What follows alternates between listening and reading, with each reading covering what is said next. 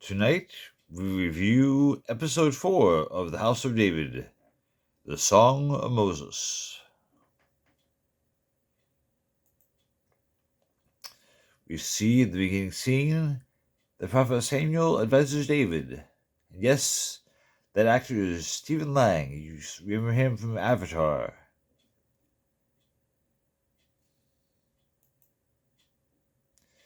Eliab and his brothers discuss with Jesse their father what to do with David.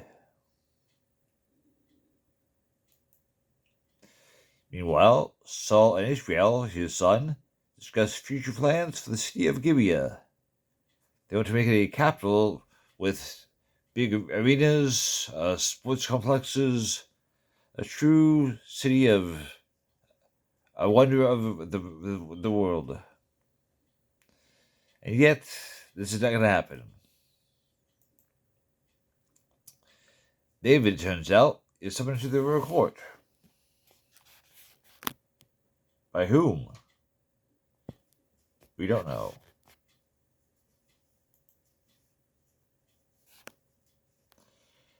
There is quite a lengthy fictional interlude here involving Ishbaal and Saul.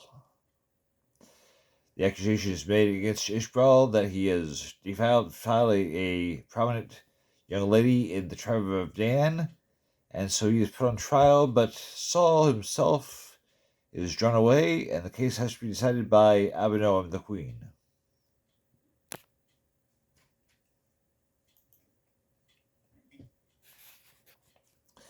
We see a scene in which Ishbaal and Mirab are playing, I believe that is Senet. So it's nice to see some ancient gameplay going on.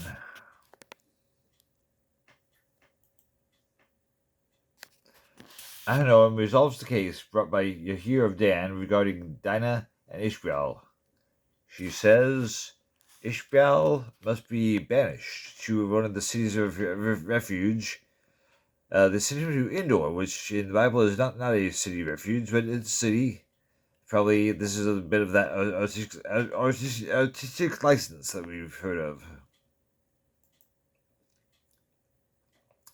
And Sam Otto, the actor, gets an inordinate amount of screen time as Ishbaal in this episode. This entire subplot is nowhere to be found in the Bible, yet it is entertaining, and a few things are learned about some of the background involved.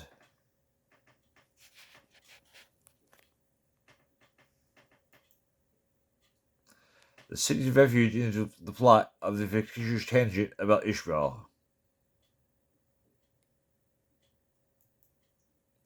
And this is followed by more fiction, in which Samuel finds the corpse of his assistant who was killed by Doeg in the last episode.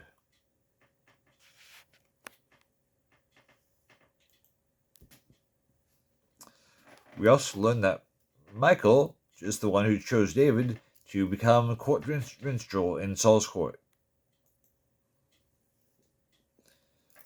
And we also find out Michael Iskander can sing. He plays the kinnor and sings, and he does a very good job singing the Song of Moses. After his performance, Eli meets David and says, "Keep a low profile, brother." And then we have a scene in which Michael shows David her Torah scrolls. Now, do we know that Michael was educated in Torah? No, we do not. So, having Michael be here with the Torah scrolls is quite a stretch. One of those things that we don't know for sure if this is impossible, but it's having a rather optimistic view of the role of women in the religious life of Israel, of having Michael kind of being an exceptional woman, having the scrolls there to read and also make. But she teaches David how to read. And there's some more music. This is quite a musical episode. David continues to sing and plays his kinnor harp. And everybody likes it. And so he's now made the court musician. the minstrel.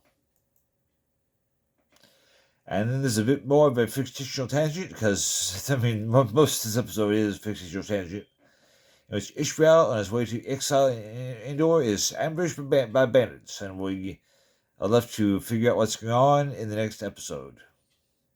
And that's about it. Now, there are some extras that go along with this episode. We see Greg Laurie, extra on the Vespa. Greg Laurie has a small part as an extra, and here he is in costume on the set.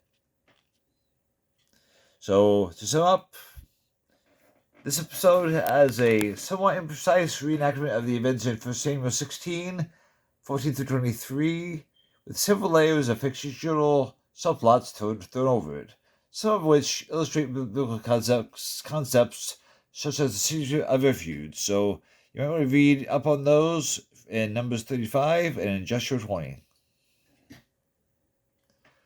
And that's it. Bye.